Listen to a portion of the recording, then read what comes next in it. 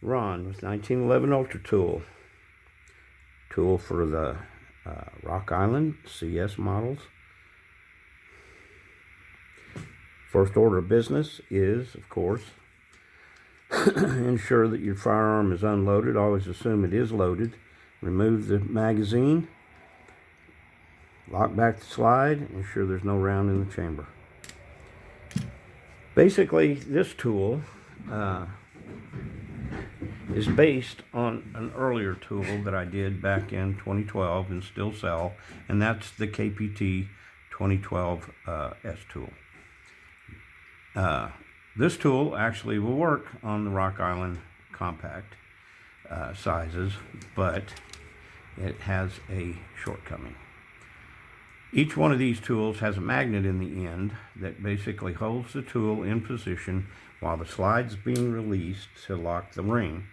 Now, that's important for clearance reasons when you go to take it out of the slide.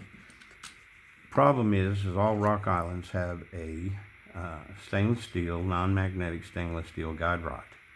It would work. Other than that, it's actually usable, and I've even suggested it to customers that requested a tool for the CS up to this point. By simply just holding it down and releasing the slide, you can ensure it doesn't move, and it does require moving the slide stop or the slide a little bit to line up the slide stop takedown notch. But I wanted something that didn't require that and was consistent, and so I'd been working on an idea to make one like this for quite some time. It didn't require a magnet. Basically, the difference on this tool is when I bore out this hole, I create a little hump in it. These cutouts allow the tool to flex a little bit as it's on the guide rod, but it kind of holds itself in place while it's being slides being released. And I'll show that. And we'll get right on into disassembly. So the tool slipped on like that. Slides released under control. You remove your slide stop because this is a custom fit tool. It means it lines the takedown notch. Move the slide from the frame. Barrel back, link back, and just simply pull your guide rod spring assembly out. To remove the tool from the guide rod, if you've got your barrel out, all CSs have a what's called a fitted front spring plug. Basically, a fitted front spring plug fills that little gap that's between the spring plug and the barrel. But it's, instead of putting it in this way, it goes in this way. And of course, it'll only go in one way with the fitted plug. Stand it on end, slide on end. You just need to put enough pressure to release any spring tension on the tool, and then just simply slip the tool off. Clean your guide rod and spring, replace your spring, do whatever you're going to do. Now, going back together, what you want to make sure of, because it's a fitted plug, is this notch and this notch line up.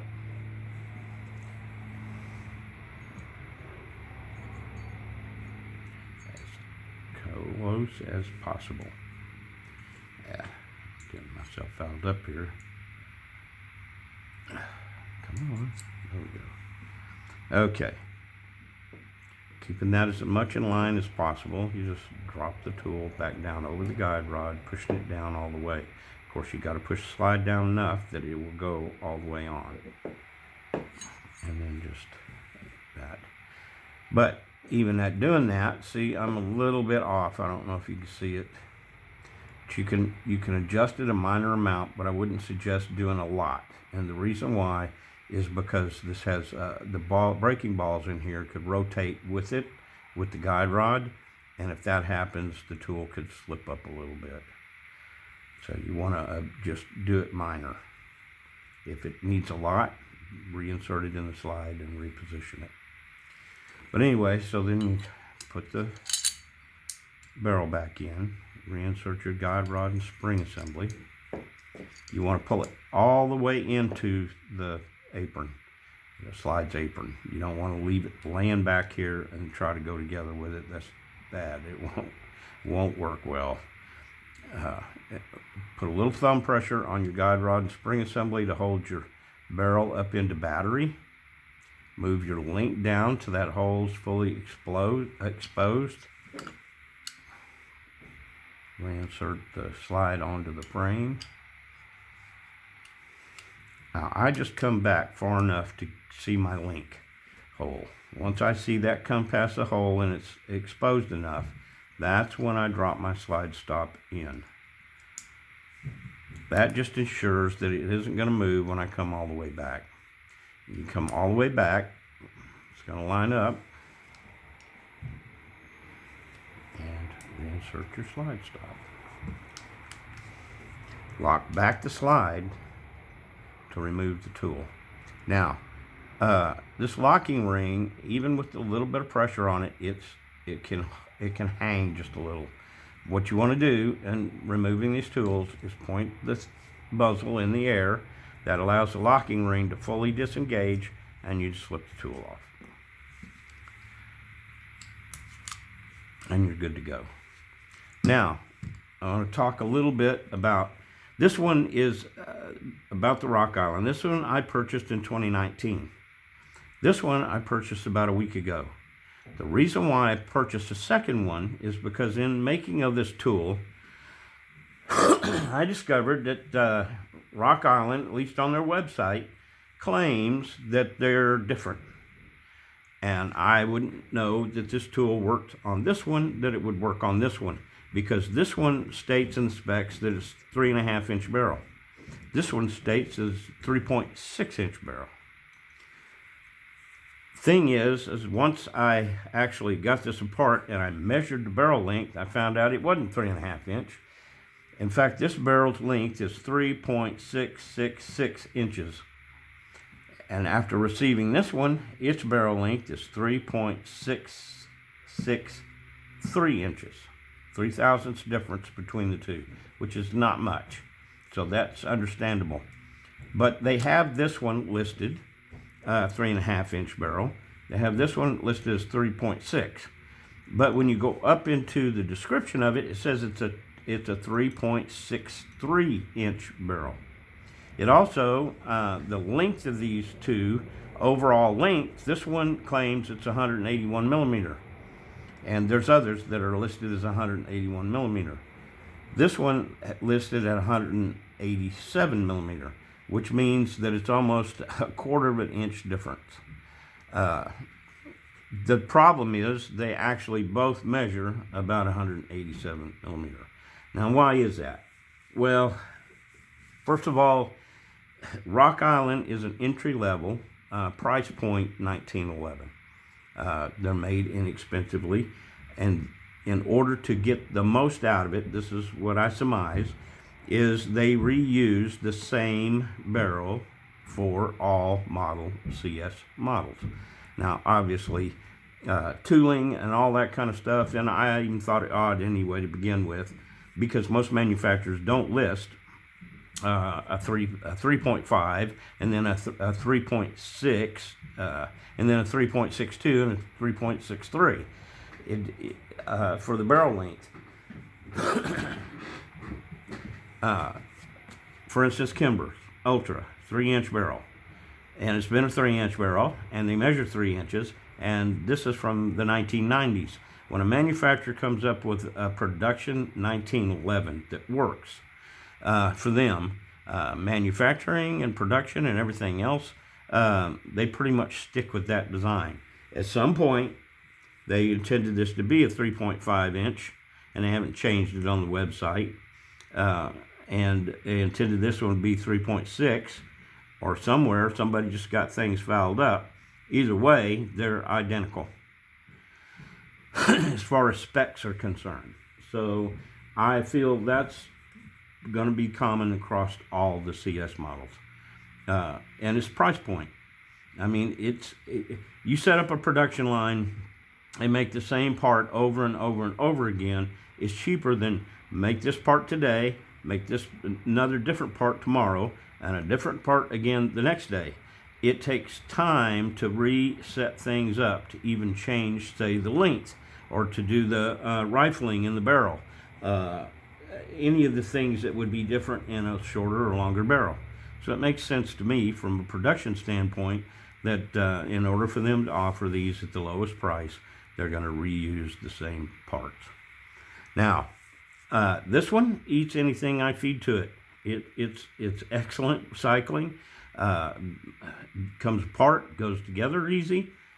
This one, on the other hand, even though it's a more expensive model, this one was $400 or under $400, I think, when I got it, and this one's well over $500 by the time it was all said and done.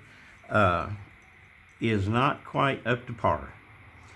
It will eat anything I feed to it, pretty much. I put about 100 rounds through it and had very little issue. I use my reloads, which are mixed brass, and so there was 3, I think, rounds out of 100 that I had some feeding problems with, but I was able to determine it was the ammo, it wasn't the firearm. Where the problems come in is in implementation of quality control. And I'm going to show what issues I had with this particular one. Get it apart.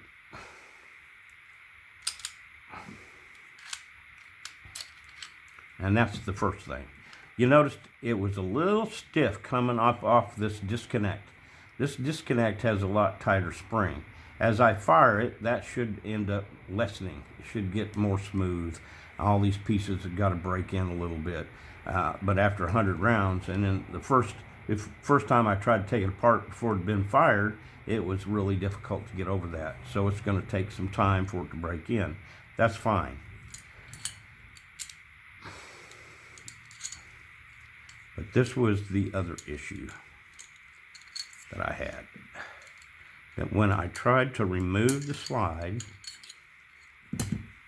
from the frame, it would get about right here and hang. And when it was going back together with it, it was a bear to get past this point. So what I did was I measured the width here, and I measured the width up front with a pair of calipers, and this front was narrower than the rear. Now, I took a file, and I cleaned it up, remeasured it, cleaned it up, remeasured it, until I got it where the two sides are pretty even. That's solved that problem. But it was a nuisance, a pretty good size nuisance. The other thing is both these firearms have a very loose link. It's floppy. Now, I'm not saying that's a bad thing, but it does make it more difficult when you're taking it apart and putting it back together. But the biggest problem is coming up. Let me get this.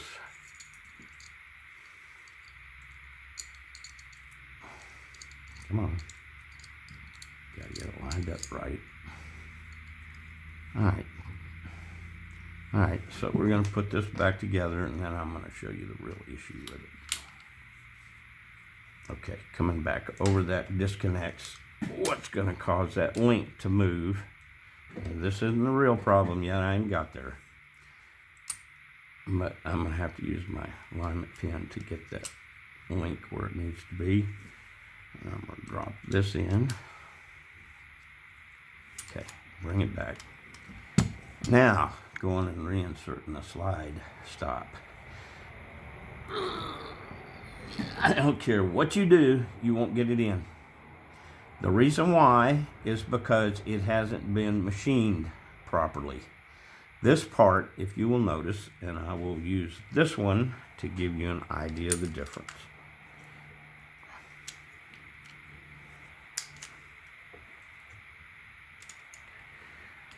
And this is a problem I can fix because I've got the equipment to fix it.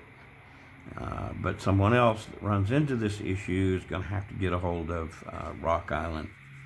But basically, you'll notice there's a slope right here.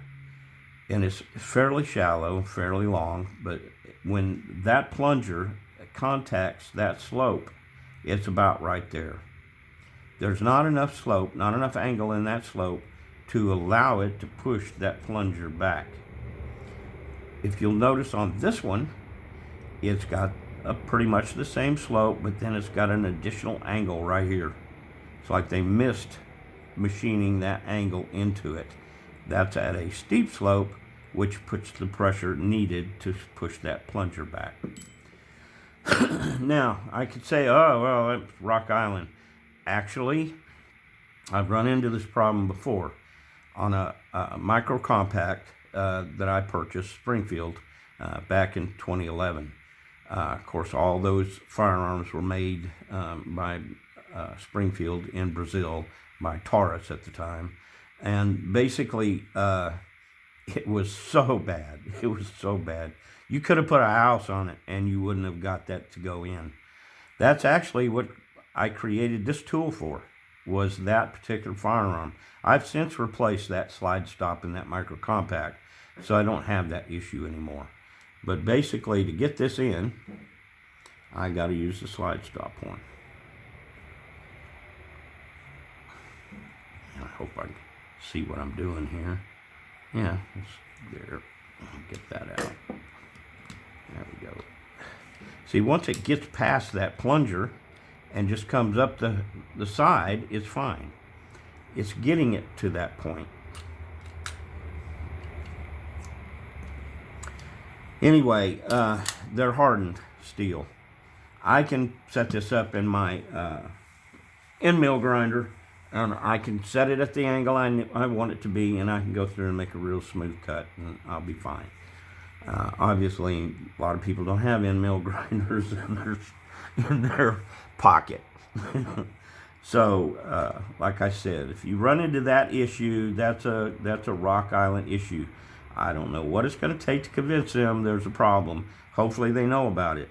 I've tried to understand how it is that something like that can get past quality control. The only thing I can assume is they use a tool to depress that for every slide stop they put in which case they would never know that the slide stop has not been machined properly.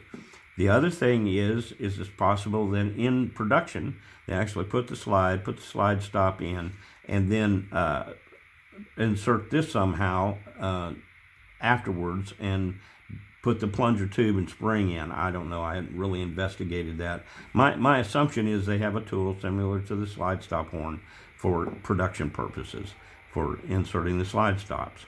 One, it's going to save scratchings and other stuff, which would be disastrous in a production environment, meaning that 3 or 4 of them, even out of 100, have to go and be refinished. But basically that's it in a nutshell. I'm confident this tool will work on any CS model, because I honestly don't think barrel length wise, slide wise, and spring plugs and that kind of stuff, or guide rods, are any different on any of the CS models. So I appreciate you watching, and I hope it didn't take too long on this video, and hope you got some good information out of it.